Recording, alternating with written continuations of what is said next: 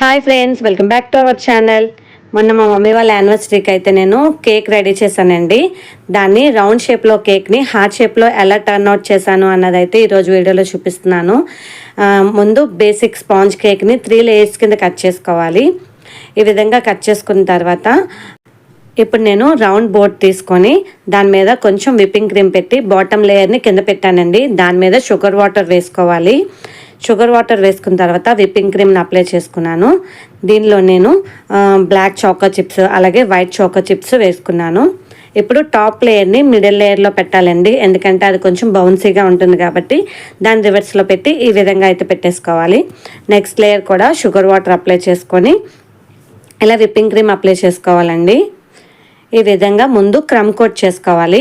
ఈ హార్ట్ షేప్లో turn out చేయడానికి ముందు క్రమ్ కోట్ చేసుకొని ఫ్రిడ్జ్లో పెట్టుకోవాలండి. ఇది కొంచెం సెట్ అయిన తర్వాత మనం హార్ట్ షేప్ని రెడీ చేసుకోవాలి. ఈ విధంగా క్రీమ్ మొత్తం అప్లై చేసేసి మనం ఫ్రిడ్జ్లో పెట్టేసుకోవాలి. ఒక 10 to 15 మినిట్స్ సెట్ అయిన దాకా పెట్టుకోవాలండి. బయటకు తీసిన తర్వాత ఈ విధంగా 4 పార్ట్స్ కింద మనం మెజర్ చేసుకోవాలి.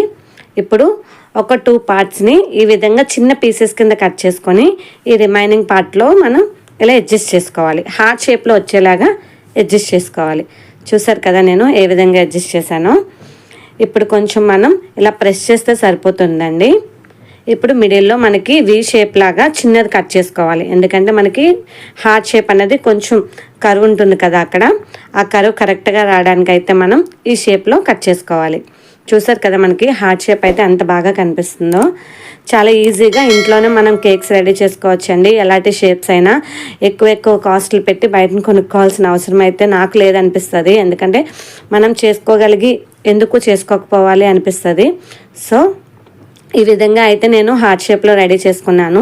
మొన్న మా అబ్బాయికి బర్త్డే కేక్ చేశానండి. దాంట్లో నాకు కొంచెం విప్పింగ్ క్రీమ్ అన్నది కలర్ మిగిలిపోతే ఇదే కలర్తో నేను నాజిల్ పెట్టి ఫ్లవర్స్ వేశాను ఇలా రౌండ్గా. అలాగే కింద కూడా చిన్న సైడ్ బార్డర్ ఇచ్చానండి. దీని మీద హ్యాపీ యానివర్సరీ అని రాసేసుకున్నాను. డాడీ మమ్మీ అని రాసుకున్నాను, అమ్మ అని. ఈ విధంగా డెకరేట్ చేసుకున్నాను కేక్ అన్నది. నాకైతే చాలా బాగా వచ్చింది అనిపించింది. ఇదే కాకుండా ఆ రోజే ఇంకొక కేక్ కూడా చేశానండి, చాక్లెట్ కేక్. అది కూడా చాలా బాగా వచ్చింది. ఆ పిక్ కూడా మీ క్లాస్లో పెడతాను, చూసారు కదా. ఈ విధంగా కేక్ అయితే డెకరేట్ చేసుకున్నాను. ఈ కేక్ ఎలా వచ్చింది అన్నది నాకు కామెంట్ బాక్స్లో కామెంట్ చేయండి.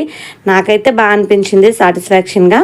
మనం బేకరీస్లో కొన్న ఒక 1000 రూపాయలు పెట్టి కేక్ని కొనుక్కోవాలి. అదే కాకుండా మనమే ఇంట్లో ప్రిపేర్ చేసుకుంటే టేస్ట్ కూడా చాలా బాగా వచ్చింది. ఈ వీడియో కనుక మీకు నచ్చినట్లయితే ఎలా ఉందో కామెంట్ చేయండి, అలాగే షేర్ చేయండి, సబ్స్క్రైబ్ చేసుకోండి. Thank you for watching.